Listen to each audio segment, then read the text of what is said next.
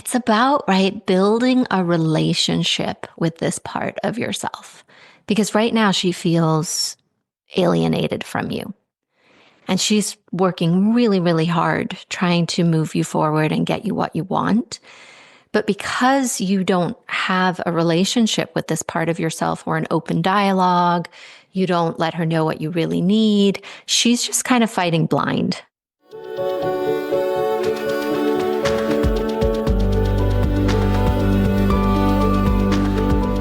We've all come here with a divine purpose, traveling on a stream of cosmic dust from the stars into our mother's wombs, born into this precious life.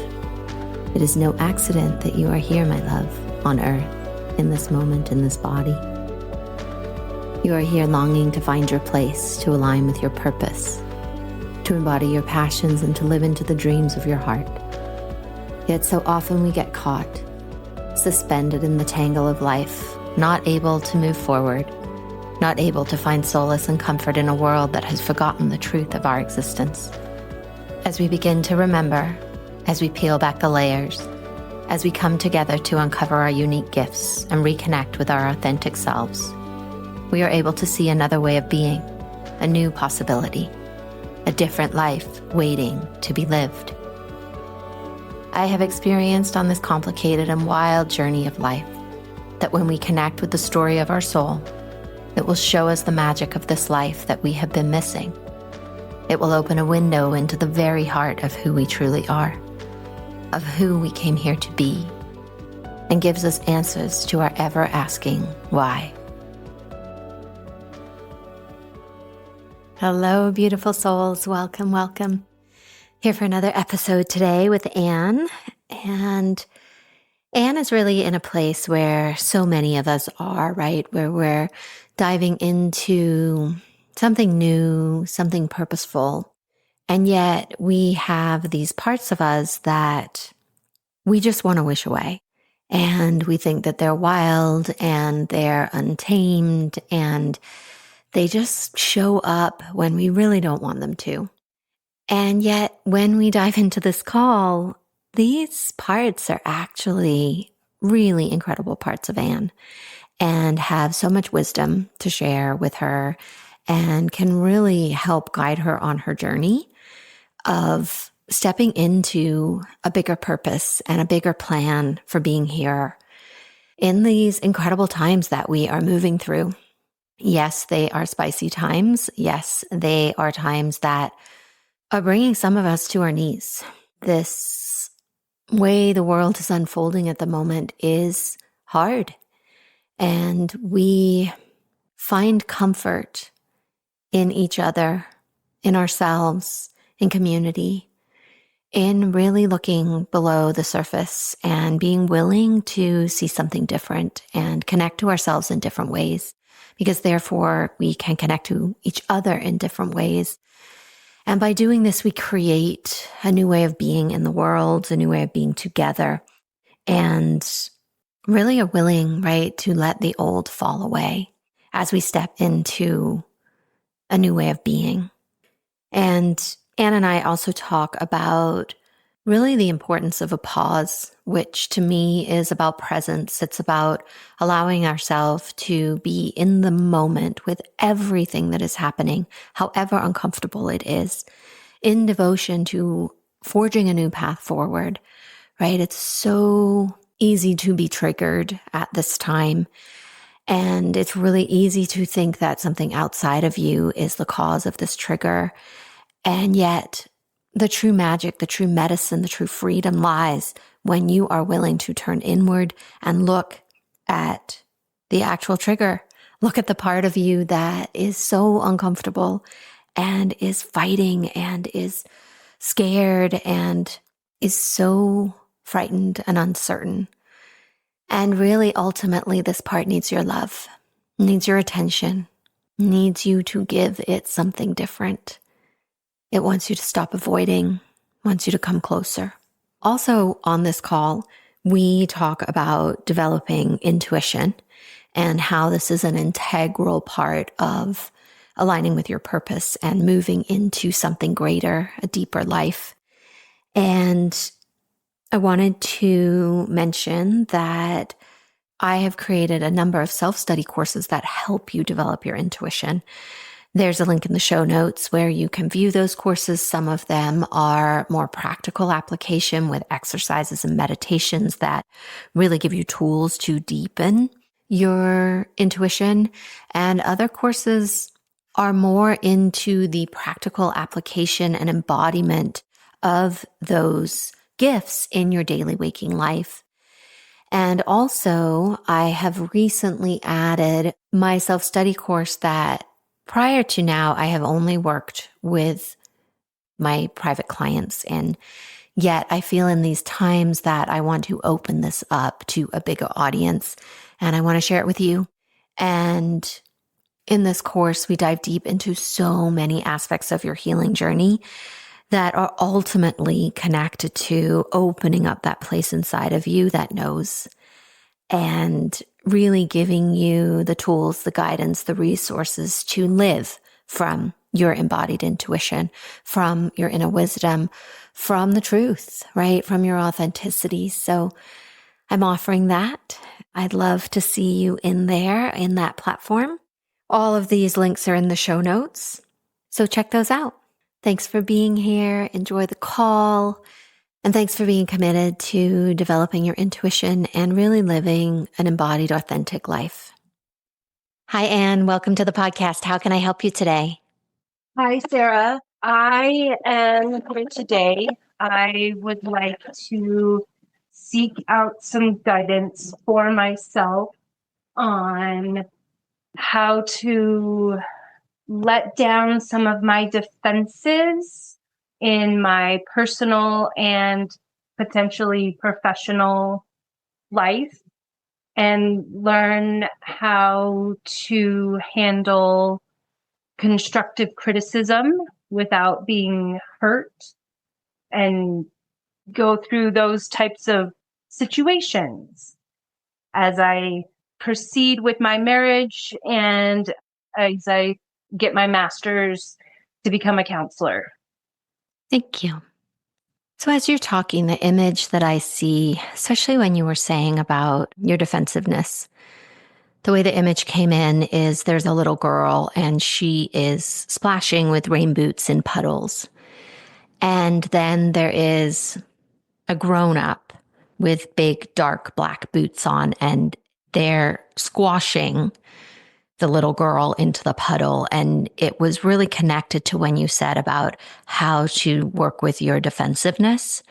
And so the way I see this, right, is that inside of your defensiveness, there's a very tender part of you that just wants to play and have fun and splash in the puddles, and life is made to be enjoyed. And then there's the part of you that thinks that that is not okay, and you have to squash that out, whatever the cost. And you can't have this little girl running around like this, just causing all this chaos, because we need to be responsible and we need to pay attention and we have to do things just the right way. And so you're squashing, right? This boot is squashing out any of that part of you that is trying to do it differently. So I'd love to hear your reflection on that image, please. Yes, that resonates very well because in the field I'm in and the town that I live in, I do want to have this carefree sense about me and be myself, but I also feel like I can't completely be my carefree, playful self a lot of times because I have to be professional and I have to be this image that isn't always totally me. You know, I have to hide sometimes my true feelings, like, because if I speak up, then it'll get squashed by the rain boot. That's not always a bad thing. I mean, it's okay for other people to have an opinion too. But when I do finally end up speaking up sometimes and it gets squashed, it doesn't feel good, you know, because I rarely feel like, especially in my marriage, I rarely feel like I speak up and say things. And a lot of times when it does get squashed, it stops me from wanting to do it again. And so then the defensiveness comes out. Like, why would I continue saying how I feel? Mm-hmm. Does that make sense? Yeah, total sense. And I see, right, this defensive part of you. One of the things, I don't know if you said it in the intro, but it was something that you said to me before we started about being a cheerleader. And what I see in that and what you're saying is that this defensive part of you is actually being your cheerleader, because she's like, hell no, don't tell me to stop. I have a voice and I have important, valuable information and opinions to share. Stop trying to make me be quiet and pretend that what I have to say doesn't count and doesn't matter. And she is fiercely angry. I can feel her like, she's like, stop it. Just stop it. Just leave me alone and let me be myself. Yeah. Yeah. Very much so. I guess I want to turn that into more of a softness. I mean, I want to be powerful in my words and what I'm doing and have a strong opinion about things. How do I, not that you have all the answers, but what are good practices to maybe soften that a little bit for myself? Because I don't want to hold anger too much, but also not express it to others too. Mm-hmm. Yeah, I hear what you're saying. So there's a couple things in there. One, I get the sense that you make her wrong a lot when she does speak up and when she gets angry. And there's this like, oh, why is she going off again? Like, can't she just do it properly? And there's this way that you're making her wrong. Would that be true? Yeah, I see that. Yeah. Shut it down quickly. It's not professional. It's not, yeah. Mm-hmm. You want her to be softer. You want her to say it differently. You want her to show up when you want her to show up, not when she wants to show up. Maybe some of that happening. Yeah. Yeah. So it's about, right, building a relationship with this part of yourself. Because right now she feels alienated from you. And she's working really, really hard trying to move you forward and get you what you want. But because you don't have a relationship with this part of yourself or an open dialogue, you don't let her know what you really need, she's just kind of fighting blind. And so the way that you shift her is you get to know her really well and you get to work together instead of opposing each other. Mm-hmm. And even though obviously, right, she's you, this work where we isolate the different parts and we form a way of working with these different parts is super, super powerful in helping you be able to interact with this part in a different way as you move forward. Mm-hmm. So that's one piece of it. The other piece of it is you had mentioned that you maybe don't necessarily speak up, right? Until you get to a point where you sort of have to, that maybe you wait. You're kind of maybe nervous or timid in that place. Would that be true? That could be true. Yeah.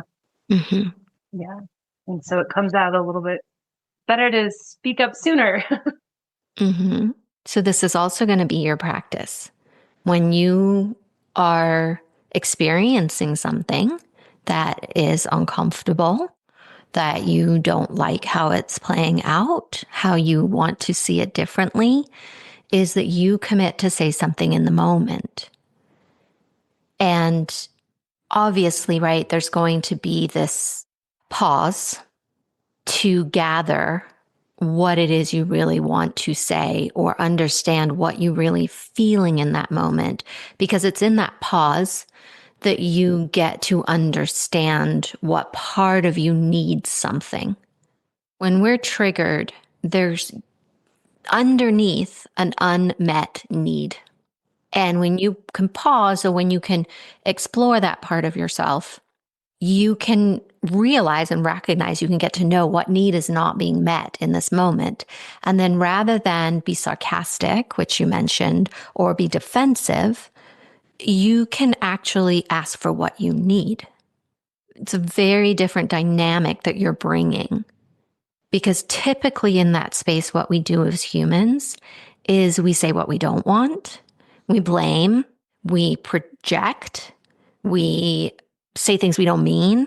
Like there's a lot of things that we do, right, as coping mechanisms. And so what we're teaching ourselves to do is to pause in that moment and actually ask for what we need. Because then somebody can hear us. And there's a softness, right? That softness that you're looking for. You can firmly ask for what you need, but there's a softness because the fire of the unmet need isn't fueling what is coming out of your mouth. Yeah. Because my first thought when you said it was, that's scary. Like to actually say it in the moment because of the timidness. But as you said, pause first, collect, ground. Those are my thoughts that are coming to me for that. And think about saying it in a more constructive way so that you're not projecting or name calling or whatever might come out with that fire and that anger. Yeah. It's hard to do in the moment. When you first started it. Yes. Yeah. And I experienced that when you practice, as with anything, you get better at it. Mm-hmm. Oh, for sure. I tell my kids and the students that all the time. I should know this. Yeah.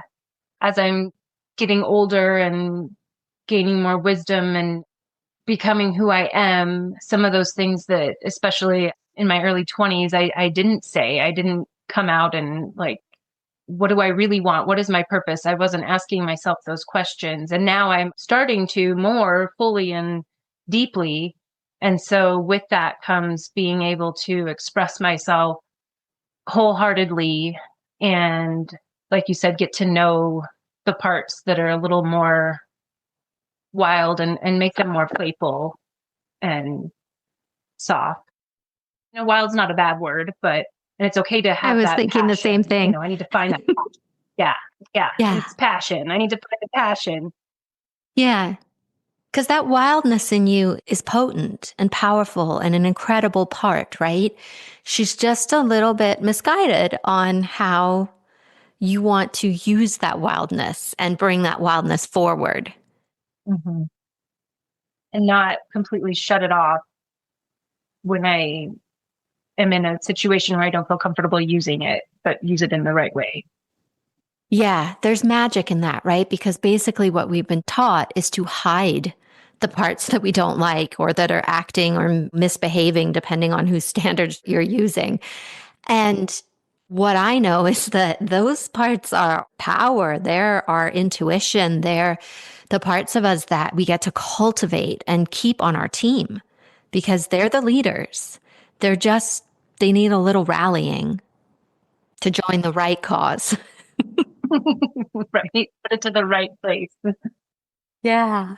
There's also information dropping in. I don't know if you have any other questions or anything right now. There's something else dropping in for you. And it's about your intuition. So have you been on a journey of developing your intuition more lately, or what's your relationship there? I always try to, I'm starting with like actually feeling my body and what I'm putting into my body and my cycles that I'm going through and things like that. I haven't dived into it as much as I want to. So some of like practices are not so habitual. So I'm trying to figure out what will work for me in regards to finding my intuition a little bit better.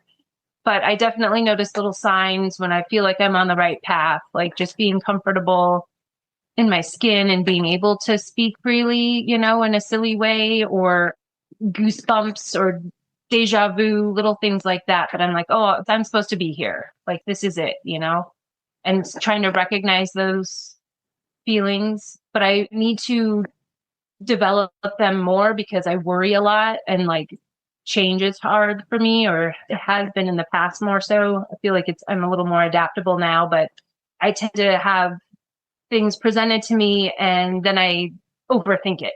And so I really need those practices need to be more habitual to stop the overthinking. Yeah. So they are offering the invitation, right? That this is going to be a part. It's like your soul wants it to be a bigger part of your life, that it's asking for you to focus on this, that it's time, right? You're going through this portal of a new career and you're diving deeper than you have before. You're being willing to look below the surface of life.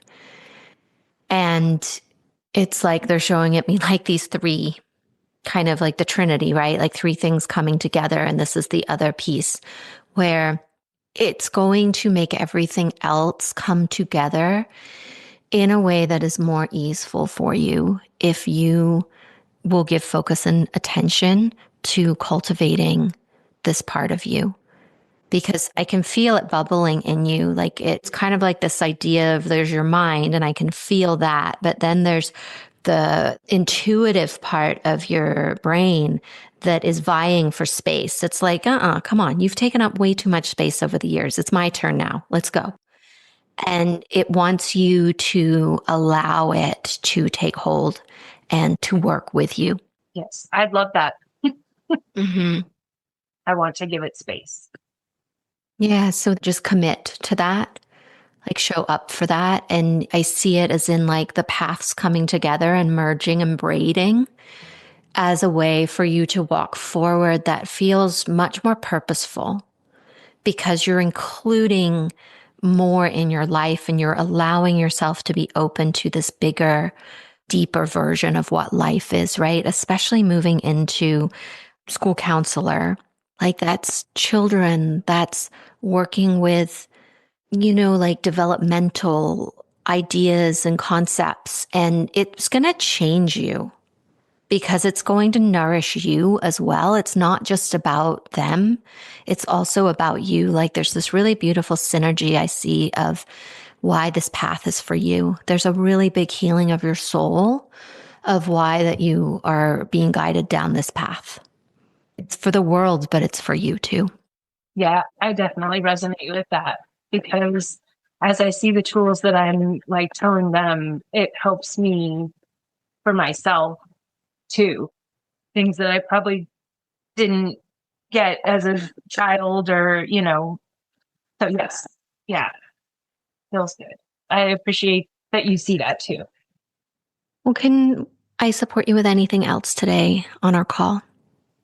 Do you have any suggestions for how to really dive into more of the intuitive little things that I can do?